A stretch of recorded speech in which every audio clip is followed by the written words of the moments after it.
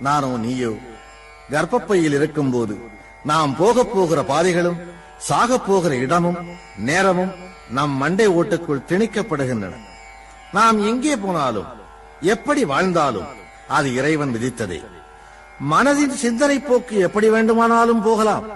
ஆனால் அது நடப்பதும் நடக்காததும் நம் விதிக்கோடுகளில் அடங்கி இருக்கிறது. ஊழிற் பெருவலி யாவுள மற்றொன்று சூழினும் தான் முந்துரும் என்றான் வள்ளுவன். ஊழ் என்பது பூர்வ ஜென்மத்தையும் விதியையும் குறிக்கும். பூர்வ ஜென்மத்தின் எதிரொலியைக் கொண்டே அந்த ஜென்மத்தின் விதி நிர்ணயிக்கப்படுகிறது. அதனை ஊழ்வினை உறுத்து வந்தூட்டும் என்றான் இளங்கோ. போன ஜென்மத்தில் உன் விதி பாவம் செய்யும்படி விதிக்கப்பட்டிருந்தால் அதற்கான பரிகாரம் இந்த ஜென்மத்தில் எழுதப்படுகிறது.